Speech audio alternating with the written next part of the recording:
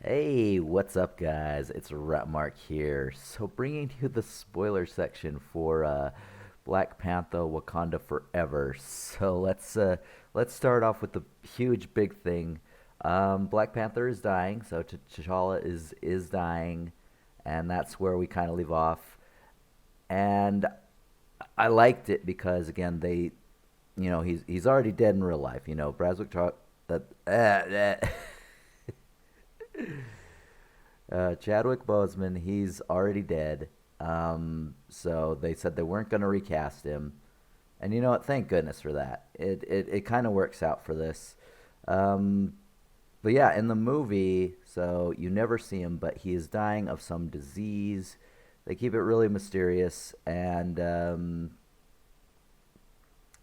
Shuri is attempting to recreate the heart shaped herb because if you remember from the first one, Warmonger destroyed the entire crop. So,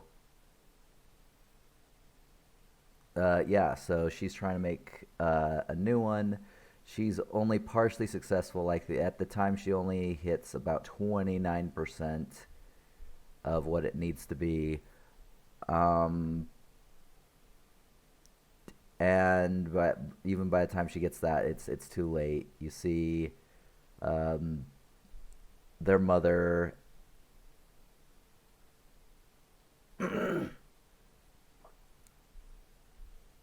You'd figure that she'd be in here real quick. It's Queen Ramonda. Um, Comes up and yeah, it's very yeah. I kind of teared up. Like it's again a reminder of he's gone. We're not getting him back. So yeah, so that was super fun. Then we go into, with nations thinking that Wakanda is weakened because they don't have their Black Panther anymore, because, again, they don't have any heart shaped herbs, so they can't make one. Shuri has kind of stopped working on it because her belief is that, it's kind of outmoded. She's not really grieving, she's not really processing anything, which is really not a healthy way to go. And yeah, so nations are literally hiring mercenaries to try to take vibranium from Wakanda because Wakanda still isn't, giving them vibranium, and that was established. The, they would share help, outreach, and stuff like that, just not vibranium. Um, and so yeah, the nations of the world are being kind of dicks, and we'll get into more in that. So then we go to the sea. So there is a vibranium sort of finder, detector that the ship is using to find vibranium. They find some at the bottom of the sea. And what follows is literally one of the greatest scenes in this movie because I absolutely love how creepy it is. It has a lot of horror elements to it. It's got action. It's a fun scene that establishes, even though you don't know, you barely see anything.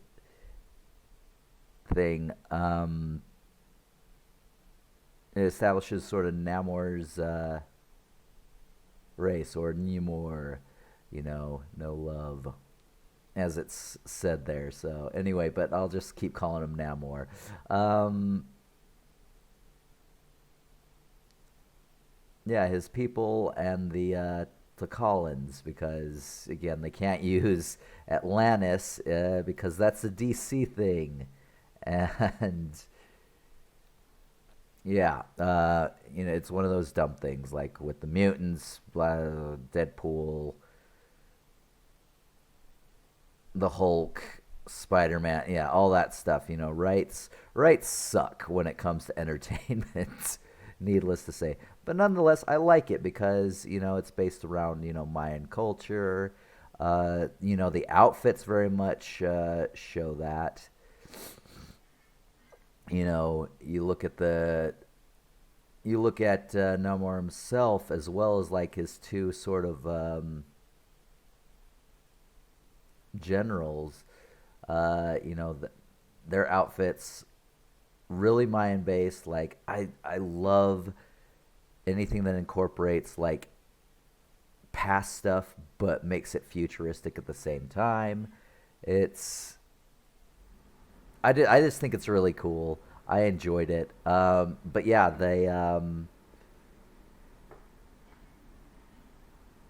so they're sending someone to check the vibranium, and there's two people down there. One, his heart rate goes like through the roof, and then he disappears. He's gone. He's dead. That's all there is to it. And then the girl that's down there, she gets taken. She sees this giant jellyfish that's no one has ever seen before, or at least at that size. And then all of a sudden, weird stuff's going on, and then she disappears and she's dead. And then they attack the ship, and this is one of the coolest things because the first thing they do is a whole bunch of them just start singing. It's like the Greek myth, with the sirens, lured, how they drove sailors insane with their singing, and they lured them to their deaths in the ocean. And yeah, it was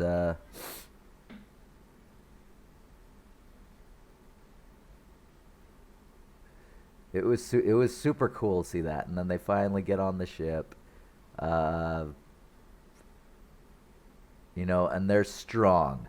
These are people who you find out later have taken sort of their own version of the heart-shaped herb. So essentially, vibranium corrupts life that is around it. So vibranium in Wakanda created the heart-shaped herb.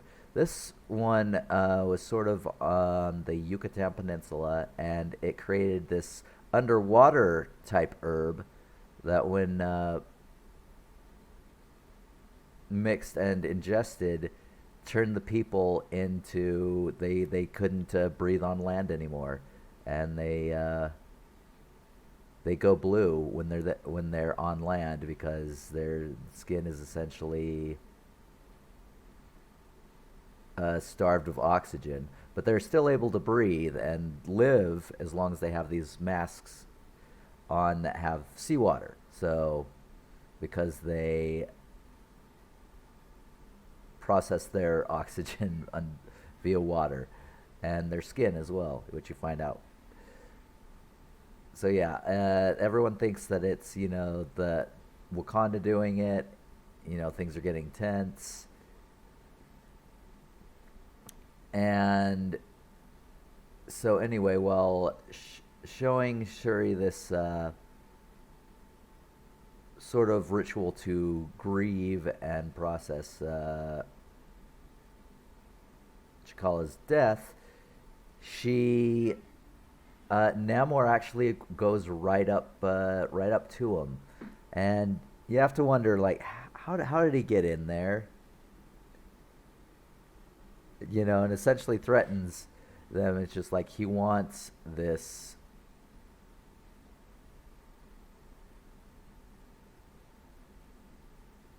the scientist. Or does he mention the scientist the first meeting? I don't know what it is, but he wants their help. I think he wants to find the scientist. You don't find out that he wants to kill her until later, I believe. So anyway, essentially threatening them. It's just like, I have enough soldiers. I have number of soldiers as the same blades of grass in Wakanda. It's something like that. And then he just walks off. So I will say I absolutely loved how they did Namor. And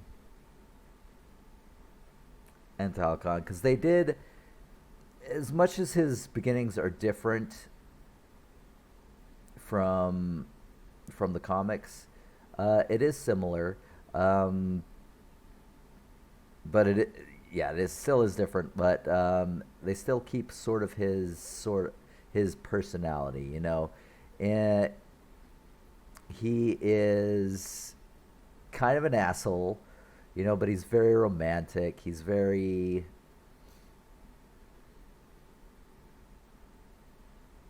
for his people essentially, and he's insanely powerful. And in this, it's sort of explained that he's able to keep his like.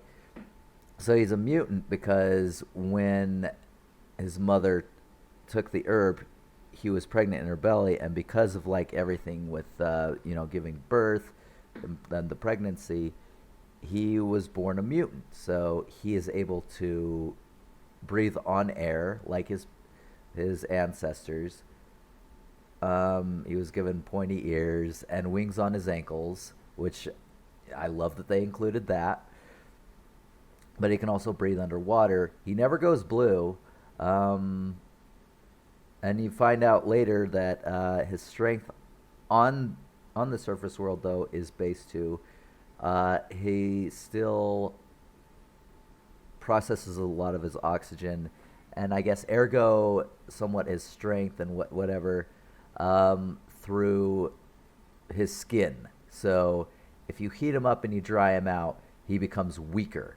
So his power is kind of water based. Um,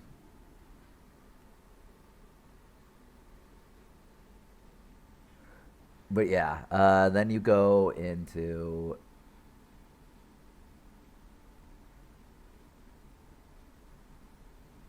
I mean, he blames Wakanda for the vibranium race, letting the world know about vibranium. And yeah, so deliver the scientist. All right. Anyway, so now this is where we get onto a thing that feels tacked on. So you're dealing with CIA agent Everett Ross. Shuri and Okoye are, talking to him, and he owes Wakanda, so he helps them out. And they discover that the scientist is an MIT student, Riri. So this becomes Ironheart. So again, we'll get to it in a second. But anyway, so it's kind of funny how Shuri like says I can pass off as a university student easier, whereas Okoye is just like looks so more like a professor, if anything, than a student. Uh, and yeah, so they find her. She first thinks she's just like, "This is so cool!" Like she's blown away, and she thinks she's getting recruited. But then later on, she's like always just wanting to go home, and I don't know that there are a certain amount of plot like lines and questions that kind of get left up hanging. So I don't know. Um, but yeah, Everett Ross. You find out that him and Valentina were once married, which leads to really weird sort of dynamic between them. But then she ends up like bugging a device, so some beads. I'm skipping a little bit ahead, so let me go back just a little bit and then we'll pick up there. So they go to the garage where she's essentially done her stuff. She shows them her project, um, the suit that she made for Ironheart, and the only thing ever in this movie that's pointed out that she is inspired from Iron Man is that uh, Okoye makes a comment that this is Stark technology, and it's just like, man, this is not the greatest way to introduce a character that is so based upon Iron Man. I don't know. Like, in my opinion, the whole Ironheart stuff, it just felt tacked on. And again, like Namor and his obsession with wanting her to, what's the point? You know, she clearly doesn't know that the CIA got her technology, let alone the school or professor. Like someone sold her out, essentially. Someone in the administration or the CIA was keeping watch on her, regardless. But I mean, it's just like, what? What's his obsession? Like, it's one thing if it was like if he wanted to go against the CIA or against the nations of the world or overland ship, whatever, but they kind of she just she it turns her into a plot device essentially because with the exception of her being scared when she gets captured and then wanting to go home when she's in Wakanda. There's no real character arc. You don't know anything about her. You just see her, and there she is, and it's just like it cool. But this is a Iron Man based hero in a Wakanda story, and there's really no good reason for her to be such an integral part. Like she's essentially turns into a MacGuffin because in the end it doesn't matter, but she's so focused upon, and there's no reason for her to be this focused upon. It's just a contrivance to bring her into the movie for no other reason than they felt she needed to be in this movie. That's one of the biggest things I have for her, and that's again another thing that I have against the Everett Ross and Valentina sort of storyline.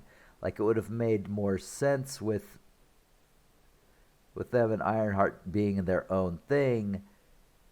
Whereas this, it's just like it makes no sense.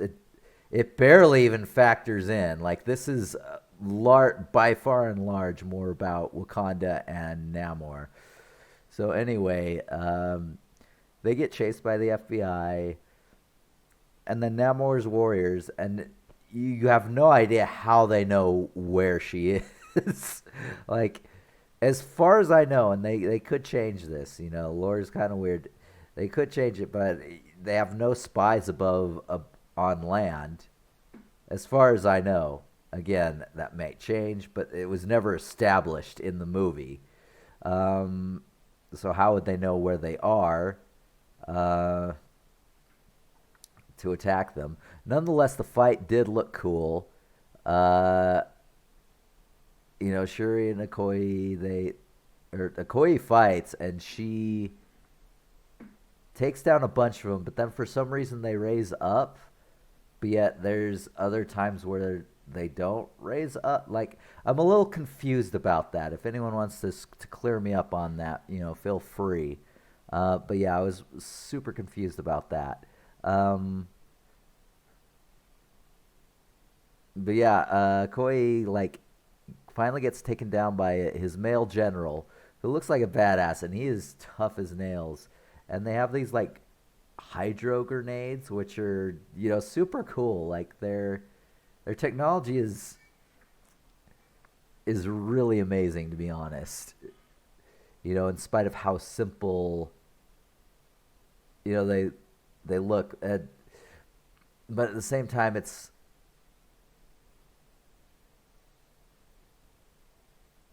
I guess it makes sense for water because once they're in the water, they move so fast they don't need projectiles or any sort of beam weapons. Once you're in the water, you can just swim and they can just stab. So I do kind of like that aspect. It may not make sense in the real world, but this is also Marvel. I get that.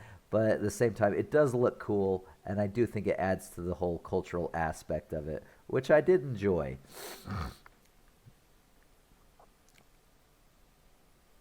So anyway, Shuri gets taken, and that's where you see Talokan, which Namor allows her to see, and the problem was the main city itself, it looked a little dark, And they used a lot of CGI in this film. Like anytime any Telecanian like is on land to turn them blue, like that CGI. But honestly, it didn't look so bad. Like it made sense, and like I said, with the exception of a few things here and there, I don't think it looked really bad. Anyway, but then it goes into his backstory, how when the Spanish conquistadors were coming in, and as people were dying of disease, and the shaman essentially pointed them out to this plant, and yeah, it turned them into aquatic people essentially. And because again he was just being born, it sort of led to a mutation with him, and so yes, he is a mutant. He is a mutant. I will accept the fact that he's a mutant because he was a mutant in the comics, and he should be a mutant here. Fuck Miss Marvel. God damn it. Anyway. uh, she's no mutant. But anyway.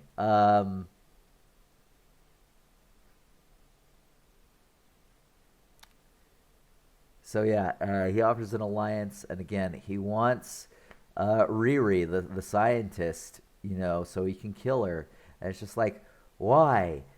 She may have invented it, but at the same time, the CIA, like his obsession with her, it just it makes no sense. And then they want to be, isolationists, which I get, Wakanda as well, but they kind of open themselves up. But I mean, you also have to understand like what's happened in the universe. The blip happened. Half of his people disappeared, unless for some weird reason the random laws of chances didn't affect his people, which would have made no sense and would have been highly ridiculous. And not to mention, there's the corpse of a freaking celestial in the ocean. you know, I'd figure they'd want to know more. I just, you know, again, these little sort of plot holes that if you are just watching for enjoyment, you probably glance over this kind of stuff thinking about it. But as a reviewer, I notice this stuff, and as a lore nerd, I notice this stuff, and I gotta call it out. I don't think it's irredeemable. It's just something that I notice and I have to talk about. Whereas the whole how Riri herself just seems contrived and kind of tacked on, as well as Everett. That's something that does take away from it, because honestly, what's the point? This would have been it probably would have been a more focused story, because the second act got really messy. Like, you notice how I'm kind of getting off track and going from point to point to point. That was what the second act was. You are literally going from plot point to plot point to plot point, and it doesn't let up. It wasn't sloppy, but it was a lot. It was telling a lot, and it was kind of all over the place, and it didn't feel like you had time to invest in certain things, unfortunately. So yeah, anyway, so they escape. Nakia goes and to find Shuri, escapes. They kill the guards. Again, how do some rise up from clearly fatal wounds on the bridge earlier fight, and then these don't? I mean, I've heard that it's like because of sonar, which may be legitimate. I don't know though. And also, how did Nakia get there without being detected? They made it very clear that they can sense presences in the water. That's sort of the benefit of being, an aqua race. You're hypersensitive to touch and waves in the water. So that made no sense. Uh, I mean, it was cool. And don't get me wrong, I love Nakia. Nakia is amazing. They changed her a lot from what she was in the comics. But I like Nakia. She's yeah, I enjoyed her. So anyway, but yeah, after they get back, Okoye, Ramonda strips Okoye of her rank. and then she seeks out Nakia. So that's how that happened. So anyway, because of the deaths of the two guards, he attacks Wakanda. In which case, Queen Ramonda is killed. Was not expecting that at all, but it happened. I didn't think they would actually do it, but they did it so that she could save Riri. Which, again, I'm just like,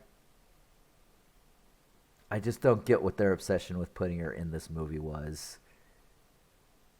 It just seemed like so many contrived things happened because of her inclusion. And she really wasn't that much of a character as much as she served as a plot device and a not very well written one. So, but no. And so at this point, Shuri feels like she has nothing. Namor is going to return in a week with his full army. But I mean, these guys are strong. Like, even Baku, he tries to go against Namor and he gets punched in the chest and it just completely obliterates his chest plate. I thought they were going to kill him off, but no, and thank goodness, because I like M'Baku as well. He plays it very well. So the citizens are going to the Jabari Mountains. So from how I understand it, the Wakandans, all the 5 tribes of the Wakandans, they live in the river valley, whereas the Jabari live in the mountains on the outside of the valley, but are still amongst one of those tribes. So I think that's how it works. If I'm wrong, go ahead and let me know. But yeah.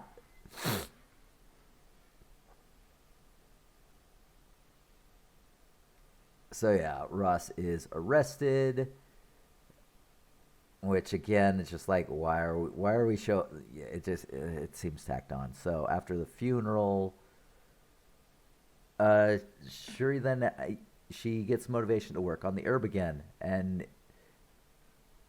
she was given a bracelet to essentially that was belonged to his Namor's mother, who died long ago because he ages very, very slowly, very, very slowly. So everyone he knew and loved is dead. So he's kind of just like a god to his people at this point. But anyway, he gives her this bracelet, and it's made with some of the fibers of the plant that gave them their powers. So she sort of mixes it with traces of the heart-shaped herb that she was making, and then baselines it against T'Challa's DNA.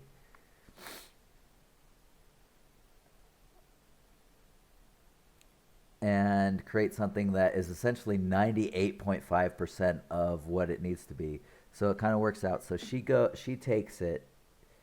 She doesn't want to get buried, she's not a very traditional sort of person, And then who does she see in the afterlife? Killmonger, surprisingly. And he's just like, you don't believe in the ancestral plane. I'm the perfect one because, we're more alike than you think. Just like, do you want to be noble like your brother, or do you want to get shit done? Be like me and get shit done. And it's sort of, she wakes up without,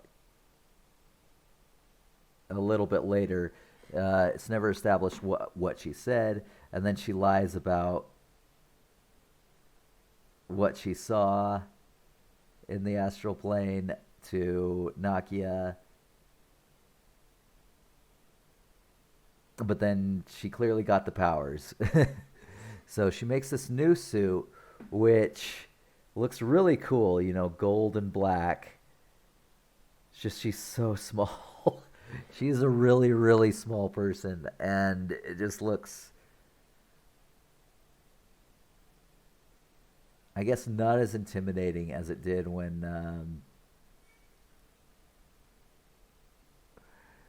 not as intimidating as it did with Oh my God.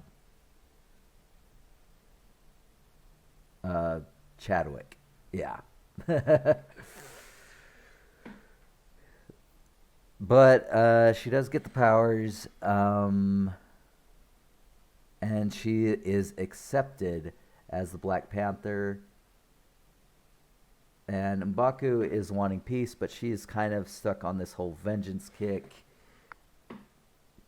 and orders a counterattack on T'Challa. So they create a ship that is invisible until they're where she wants them to be. And this is another really cool scene. So anyway, so the new general, Dora Majai, or Mil, I don't know how it's pronounced. I'm sorry. uh, is Io. So I know in the non spoiler section I said that she was one of the Midnight Knight. No, that was a mistake. I apologize. No, it is her. Love her, Anika. I believe it's pronounced. So Midnight Angel. There we go. Armor, which looks kind of whatever. I mean, it is what it is. I love how Okoye is just like, it's hideous. It's awful. It kind of is. I don't hate it, but it's just like, come on, guys. You could have done better. But whatever. I mean, at least they embrace upon how ridiculous it kind of looks. Um, but no, I love M'Baku's like the way he talks and how responsible he's being and how he's stuck with the Wakandans all this time. But anyway, so the Wakandans use essentially sonar to lure Namor and his warriors to the surface.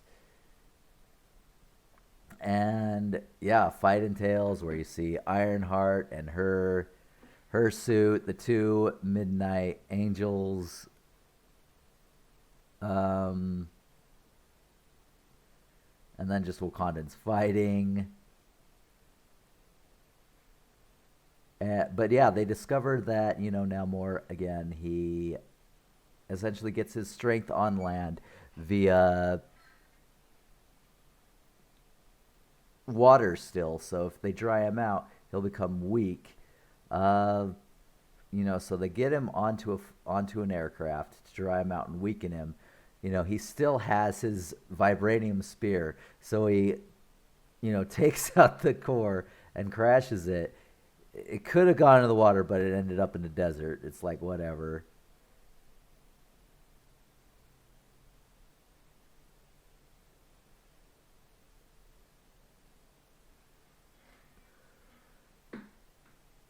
So anyway, they fight, and he's still pretty badass. He gets the better of her and then stabs her. The suit like seals over the wound, but I mean, still, she got stabbed in the gut. Uh, all right. And then he goes to go get water because he's getting very weak. And as he's going, she gets up and literally just blasts him with fire, and he is just, yeah, he's on the verge of death. She's ready to stab him and kill him, and then her mother comes in a sort of memory flashback, not a memory flashback, but just sort of pops into her head as sort of an astral projection, I guess. And show him who you are, and then he realizes that how similar they are, and she chooses to do the noble thing, and she's just like, we'll be your ally. We'll take upon all the hatred of the surface worlders for ourselves, but you got to leave us alone and we'll be at peace. And he accepts, and I like how it shows at the end how his cousin, which is one of his generals, one of the Namora. I don't remember if it ever said that in the movie, but I'm sure it did. Uh, she asked him, why do this? Why, when we could have beaten them? And he said again, like he was offered, it's just like they'll take the surface worlders will be attracted to them and leave us alone, and it will allow us to conquer the surface world one day. And then Williams returns to MIT. Why, I don't know, because apparently she runs circles around her professor. Her vibranium detector was a project in metallurgy class. Uh, so, I mean, I don't think MIT, unless there's a social aspect of it, is really the place she wants to be. She would have learned way more in Wakanda, but I guess there's family too. But she could visit family that I don't know. Like everything about Riri Ironheart in this movie just seemed so contrived and made so little sense. I don't know. It would have been better if they would have just taken all the Valentia, Everett, Riri stuff and just had it be its own thing, because I felt like those three sort of plot lines, arc lines, just really took away from the movie itself. So I don't know. Anyway, so Okoye rescues Russ from the captivity, and then Shuri plants more of the artificial heart-shaped herbs to make sure the Black Panther medal is always there. And then she doesn't show up for fighting for the throne, so M'Baku does. So I don't know how this is going to play out. We'll get there. And then Shuri visits Nakia in Haiti, where she finally does her mother's ceremony of burning the robe as, a representation that the grieving is over. She's ready to live her life. The mourning is over. And then in a mid-credit scenes, she learns that Nakia and T'Challa had a son, Toussaint, named after a famous rebel leader back in the original revolution days in Haiti. And they both agreed to raise him far from the pressure of the throne, but his Wakandan name is T'Challa, so it's going to be T'Challa the Second, I guess. So again, it's going to be interesting to see how that plays out. Will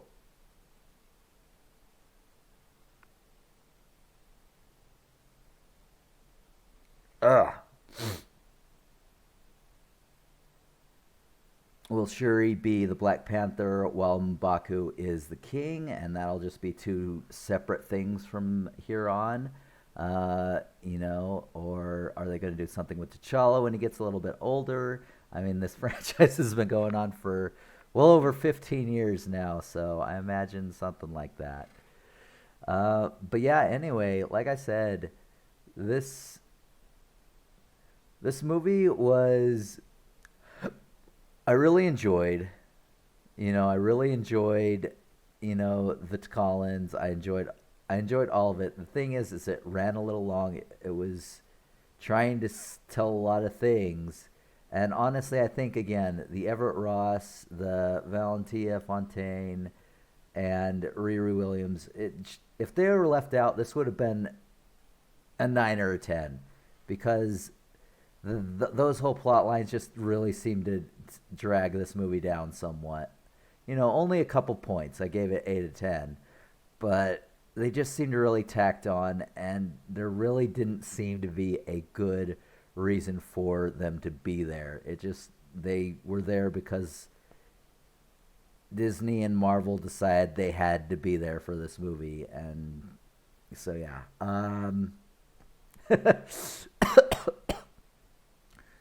So I don't know. No, it was a great movie. Go see it, definitely. Anyway, that is me for now. Thank you for joining me, and I'll catch you guys next time. See ya.